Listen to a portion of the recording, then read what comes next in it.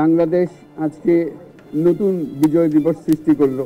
এই স্বাধীনতাটা আমাদেরকে রক্ষা করতেই হবে, শুধু রক্ষা করা নয়, এই স্বাধীনতার সুফল প্রতিটি মানুষের ঘরে পৌঁছাতে হবে, তা না হলে এই স্বাধীনতার কোনো দাম নেই। অন্তর্বর্তী সরকারের প্রধান উপদেষ্টা ডক্টর মোহাম্মদ ইউনূস পদত্যাগ করবেন না বলে জানিয়েছেন তার বিশেষ সহকারী ফয়েজ আহমদ তৈয়ব।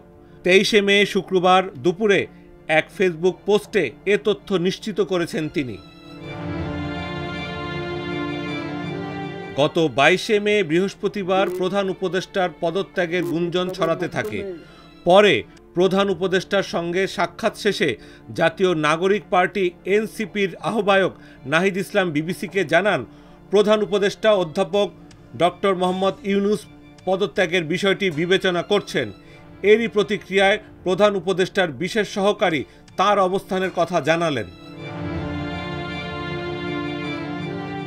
ফয়েজ আহমেদ লিখেছেন, প্রধান উপদেষ্টা পদত্যাগ করবেন না। অধ্যাপক ডক্টর মোহাম্মদ ইউনূসের ক্ষমতা প্রয়োজন নেই। বাংলাদেশের জন্য, বাংলাদেশের শান্তিপূর্ণ ডেমোক্রেটিক ট্রানজিশনের জন্য ডক্টর ইউনূস স্যারের দরকার আছে।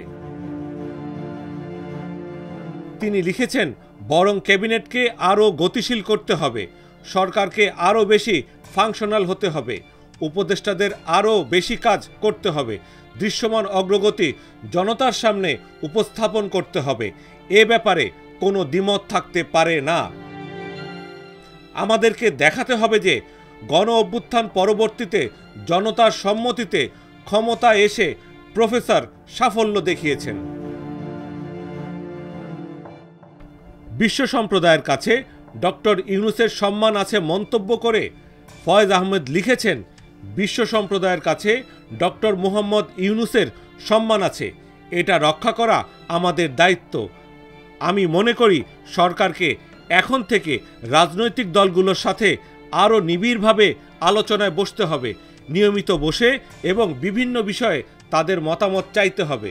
কোনো ধরনের বিচ্ছিন্নতা কাম্য নয়। সেনাবাহিনী ও রাজনীতি প্রসঙ্গে ফয়েজ আহমেদ লিখেছেন, পাশাপাশি সেনাবাহিনীও রাজনীতিতে নাক গলাতে পারবে না। আজকের দুনিয়ায় কোনো সভ্য দেশের সেনাবাহিনী রাজনীতি করে না। তাই ডিসেম্বরের মধ্যে নির্বাচনের বক্তব্যে সেনাপ্রধান জুরিসডিকশনাল কারেক্টনেস রক্ষা করতে পারেননি। তবে সেনাবাহিনীকে প্রাপ্য সম্মান দেখাতে হবে, আস্থায় রাখতে হবে। সেনাবাহিনী প্রশ্নে হুট করে কিছু করা যাবে না, হঠকারী কিছু করা যাবে না। তেমনি ইনক্লুসিভনেসের নাম করে আওয়ামী লীগের পুনর্বাসনও চাওয়া যাবে না। বাংলাদেশ সেনাবাহিনী আমাদের গর্ব এবং আস্থার জায়গা, সেটি কেউ ভঙ্গ করবে না। ফয়েজ আহমেদ লিখেছেন, দরকারি প্রস্তুতি শেষ করে নির্বাচন এপ্রিল-মের কোনো সময়ে অনুষ্ঠিত হবে বলেই আশা করি। তবে এটা আমার ব্যক্তিগত মতামত।